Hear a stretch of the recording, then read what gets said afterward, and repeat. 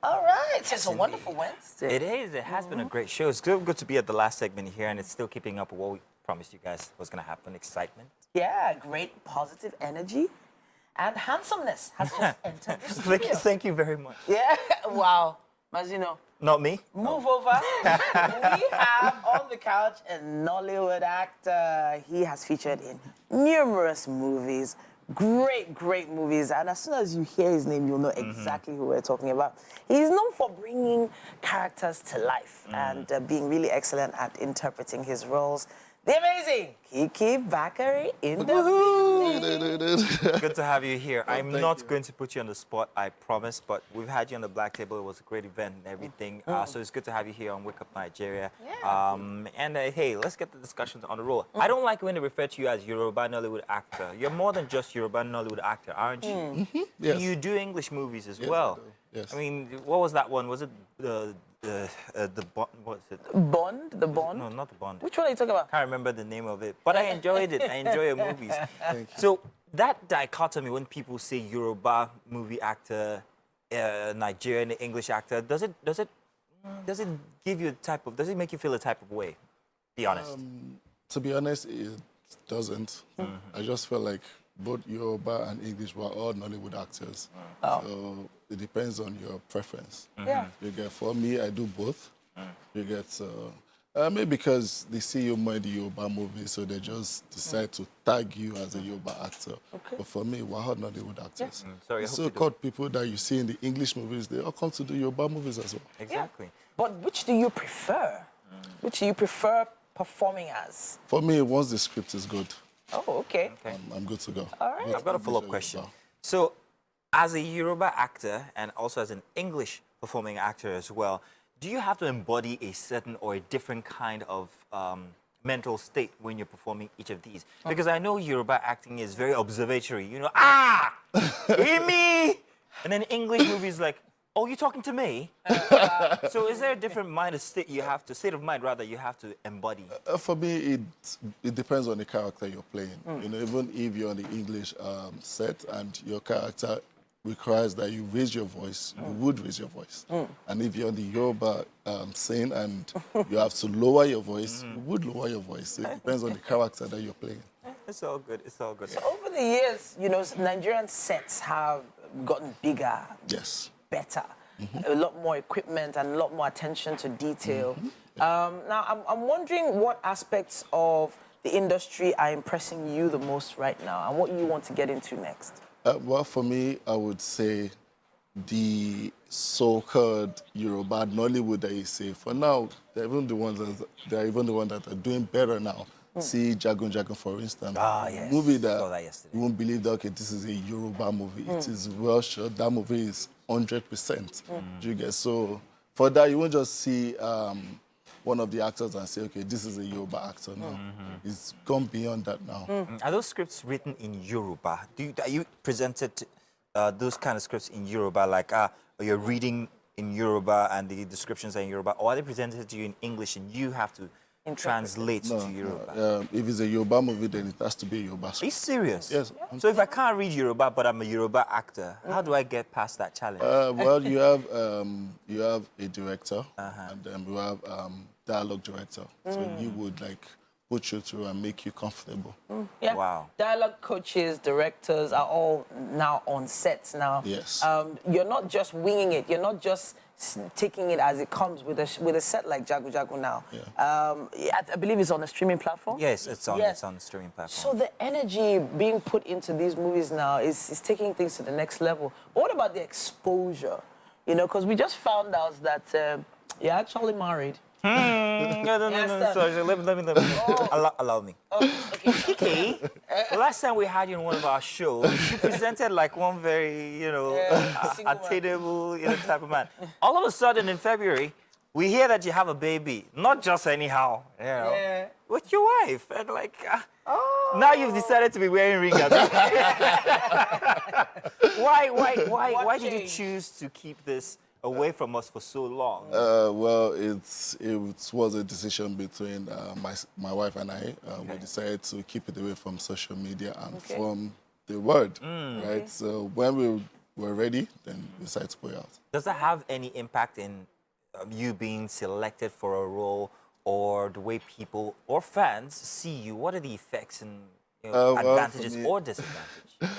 Well, for me, when it comes to my job, it has no effect. But the female fans, I don't know, some of them are heartbroken. Okay. I got loads Disappointed. of messages, and I'm like, this is my life now. I had to plan my life. So for the female fans, I'm sorry I disappointed you guys. But he's not sorry because he I'm loves sorry his wife. because I am married now. I love my wife. But But have they actually left you alone, though, the female fans? Because I hear that they say the married men are actually more attractive to some female fans. don't know. That's what they I'm say, doing like I oh. say this on this set right now. So are the single ladies still coming after this Kiki, married do version not of Kiki? answer. Do not answer. Why? Your wife is watching. Well, I don't get those DMs anymore, to be honest. Those kind of DMs. Good answer. Good answer. Good answer. Okay, so in your profession as a lady, back while you were on radio, do you remember any? I'm sorry, I'm switching to her because it's a No, follow-up. it's okay. Do you remember any difference from after you got married, while you were still on radio? Was there a difference in how people reacted to you, how people sent you messages and all of that? Well, that's assuming they used to send me messages in the first place. I don't know. They never used to send me messages. Really, they never. Yeah, people are more direct, face-to-face conversations, but that's another thing. Okay. But what I'm thinking about now is that times have changed, and the way you portray yourself outside is more important now, especially on social media. Has there been any change with the way you even present yourself? You know, in movies, the scripts you collect, the roles you collect now. So now that you're putting the married cap on, Well, my wife, she's a very understanding person, and she understands my profession, right? So, but then there's still some scripts that I wouldn't take, not even because I'm married, just for Okay. my own kind of person. oh, okay. So there are some that I would reject, and there are some that I would take. So for me, once you're married to your friend, there's an understanding. Nice. Okay, good. We saw a clip earlier when we were doing the introductions of you and a lady, and I assume that for most of these, you'd have to perhaps maybe be in close contact with your colleague as an actor, which might involve buddy or Contact, yes. contact. Let's put it that way. Yeah. You will still take these kinds of roles, even the ones that ask you to go bare, naked, in bed with another woman. Would you still? I'm sorry, this is the high point of today, but we're just very curious. No, I won't do that. Even if I am not married, I won't go Oh, okay. naked. Yeah, Okay. I won't do that. Are you serious? Oh, really? You wouldn't kiss it. You wouldn't No, kiss no, anybody. no, we could do kissing, but not so. Even if it's like a huge Hollywood movie, now they call you. Let's Well, not overflog this. This is asking you. All right, Kiki, in any case, what are we looking forward to next from your stable? well, I have movies coming out. I have one, Big Fish, is coming out Big soon. Fish. Big Fish. Janla. Janla, I get Yeah, that. Okay. it's coming out soon, in like a couple of months. Okay. Acting in it, directing or producing, what are you doing? Producing, acting, and producing.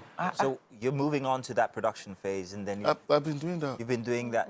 Would there be a directing phase as well, or you've been doing that as well? Well, for directing, I don't think so. Can we know why that is? For me, I don't think I have that patience. What does it take? Directors do a lot, and I don't really see myself doing it. So Well, it's not really something that I like. I prefer to act.